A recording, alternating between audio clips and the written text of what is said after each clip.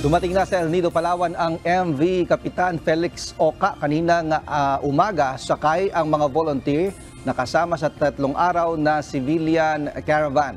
Unti-unti na ring nagsisidatingan ang mga medyang sasama mula sa Kamaynilaan. Pansamantalang bababa ang mga volunteer sa El Nido, Palawan para sa gagawing briefing mamayang 1:00 ng hapon sa isang resort sa El Nido, Palawan. 4:00 naman ng hapon nakatakda ang media briefing para sa lahat ng medyang sasama sa convoy. Bukas ay nakatakdang maglayag ang convoy kung saan makakasama ang 40 fishing boat.